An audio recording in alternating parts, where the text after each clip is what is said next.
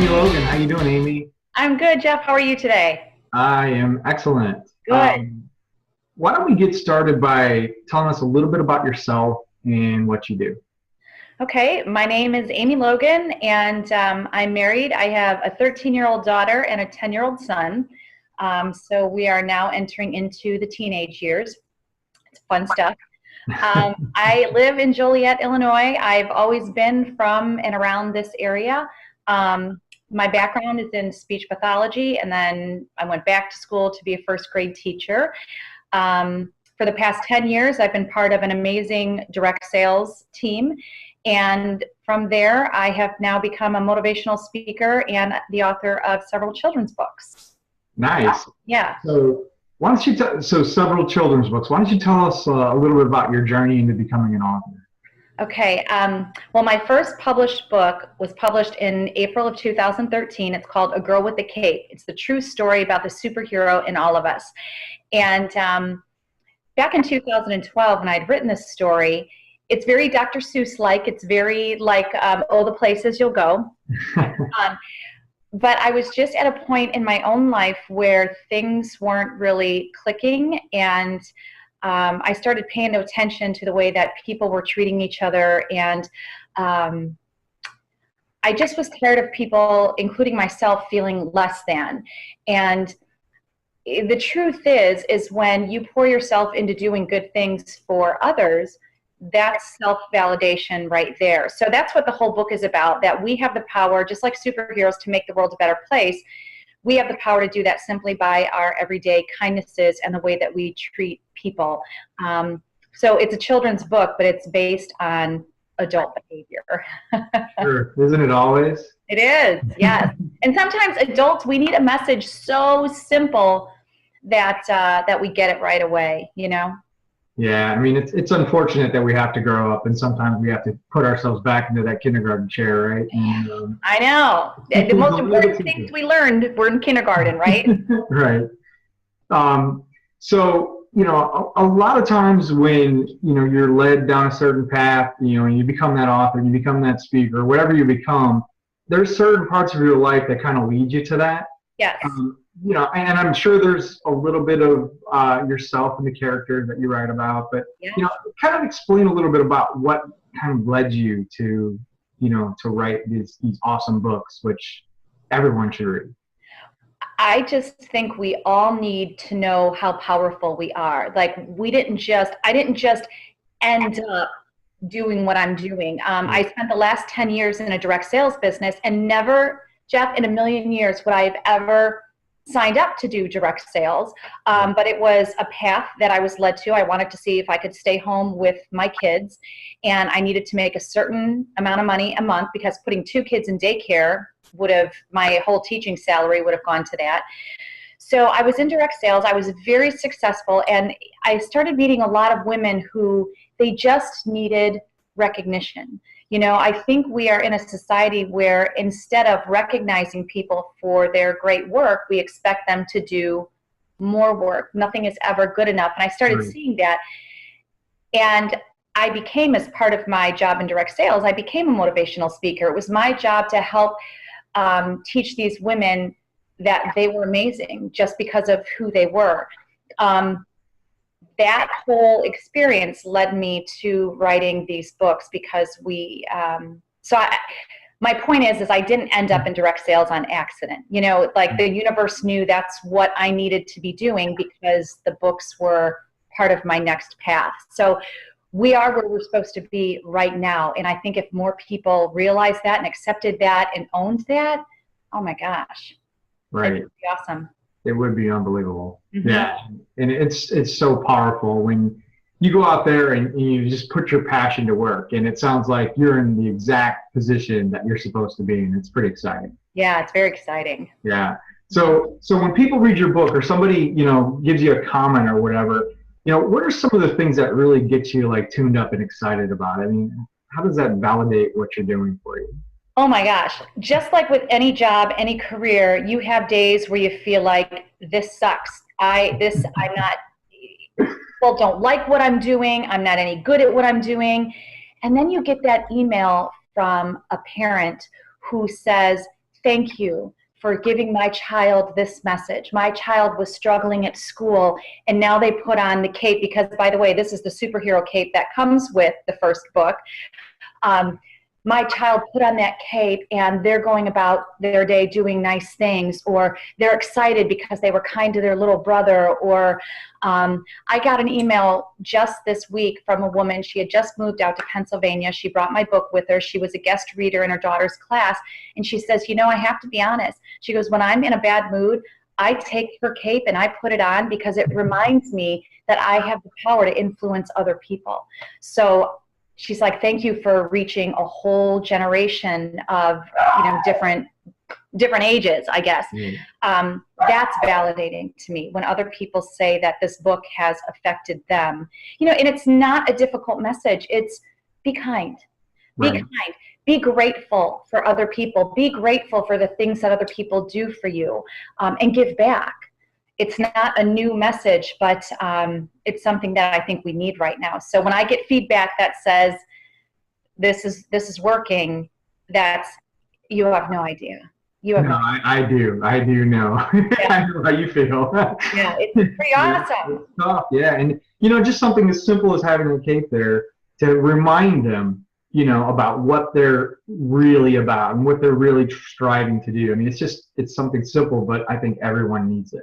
It is, and whatever it is that you're doing, you know, we all don't. Part of this too was I used to think that I could never make a difference in the world because I'm not Bono, I'm not Oprah Winfrey, I'm not Angelina Jolie, you know, who have millions of dollars at their disposal that they can go build schools and, you know, do huge, grandiose things. However, I can do little bitty things, and whether you are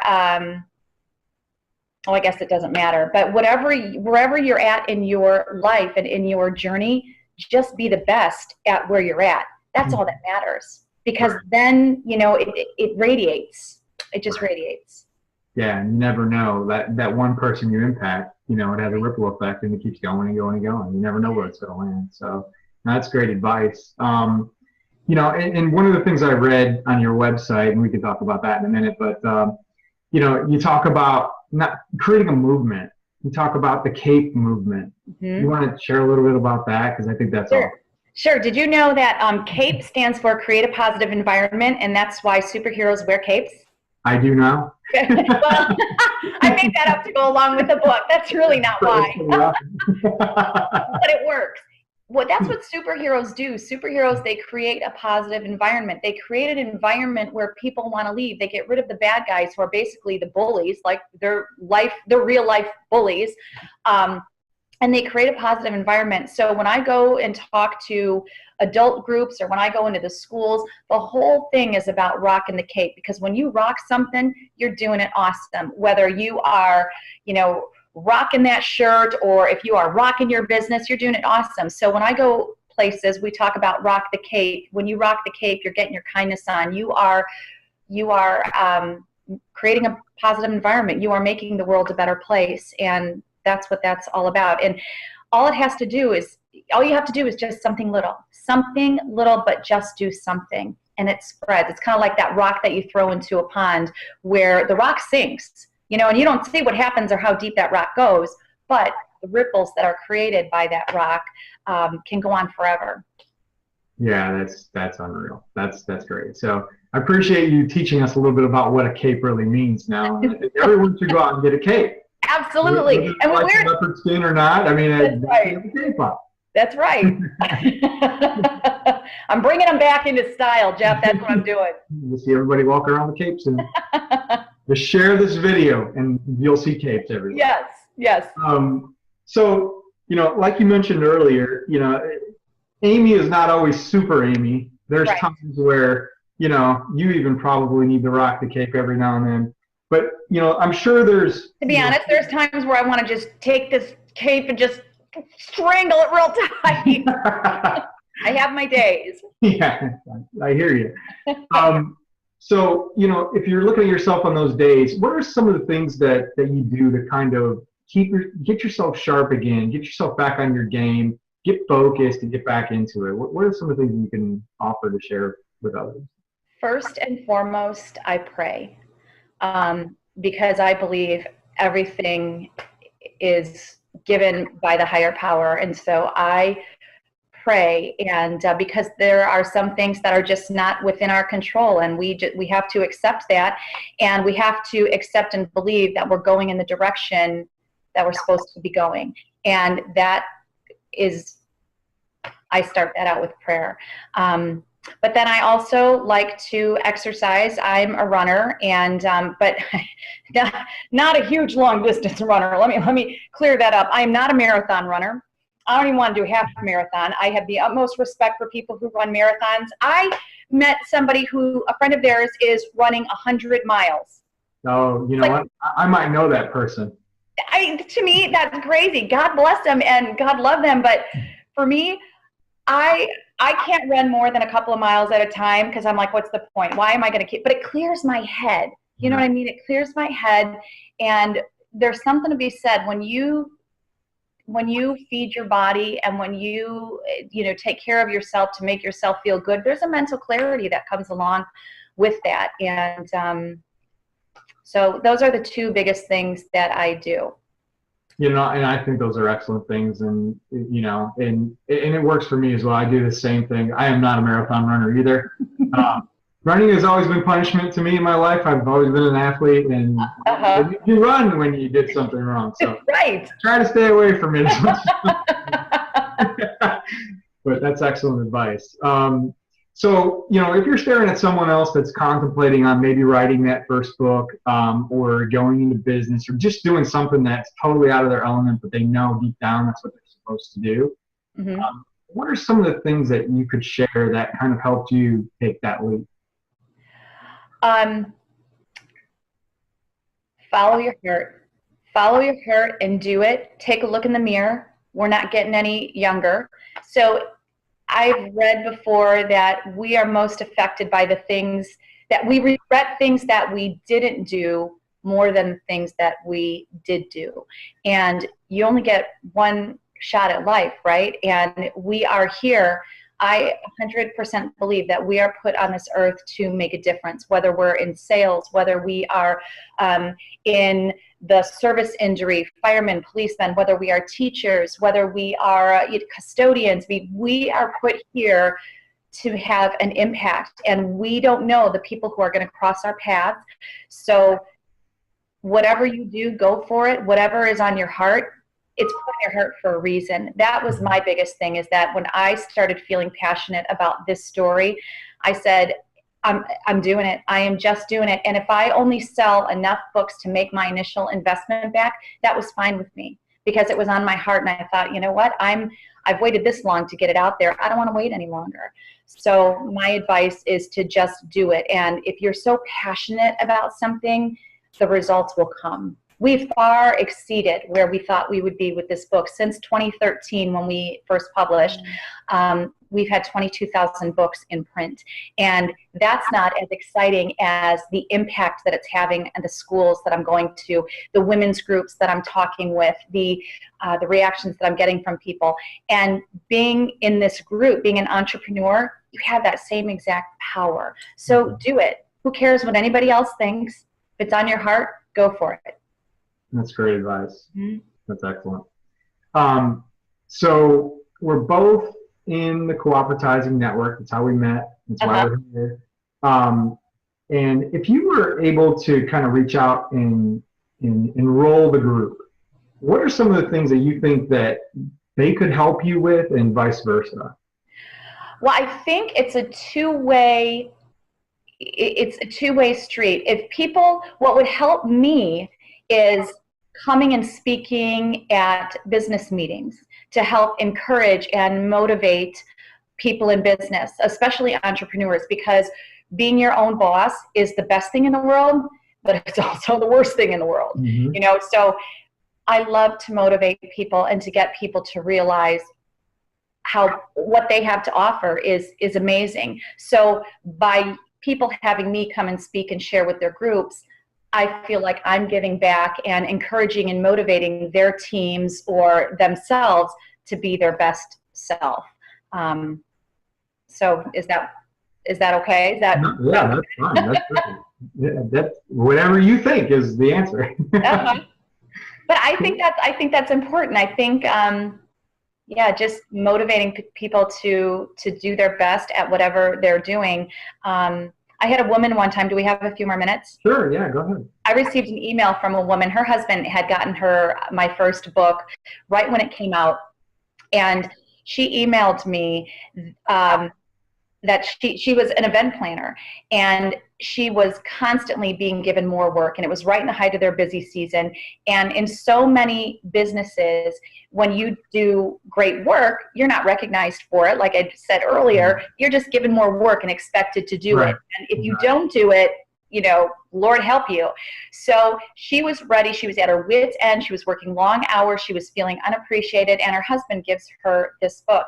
She said she opened it up. She's like, what in the world is this? And he said, you need to read this book out loud.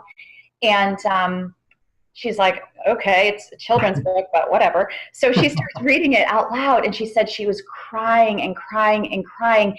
And she said the very next day, she went back to work. She wore her scarf. Her coworkers just thought it was a cute little accessory. That's a real pretty scarf you have on. But to her, it meant something more. Like she knew what that meant.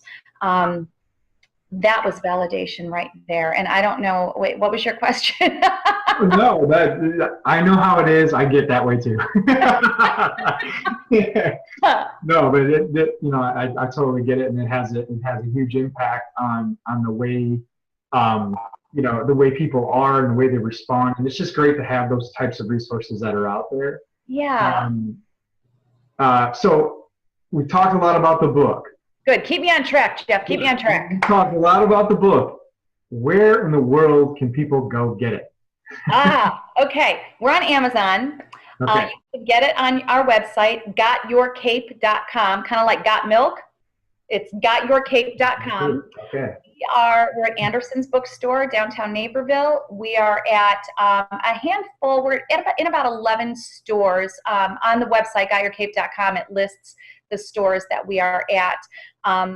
I love that I get to support local mom and pop stores. We are not at Barnes & Noble. We are not at Target. We are not at Walmart. I love being able to support stores in the community. So, but yeah, definitely check our website, gotyourcape.com. Excellent. And if someone wanted to hire you for a speaking engagement, same websites? Same website, or you can hit up amylogan.net. That's where I'm at too. But yeah, or through the co-op website or Facebook page. Yes, absolutely. Yeah, call me. Uh-huh. Me. I'll help you. So Amy, again, I appreciate it. It's always fun talking to you. Awesome. You too, Jeff. This is so fun and funny. For being a speaker, I get very nervous because I feel like I'm into a computer here. So if I stumbled, if you're interested in hiring me, that's not how I talk. No, you should hire her. She's great. But yeah, I appreciate it, and hopefully we'll see you online soon, Amy. Fantastic. Awesome. Thanks, Jeff. Thank you.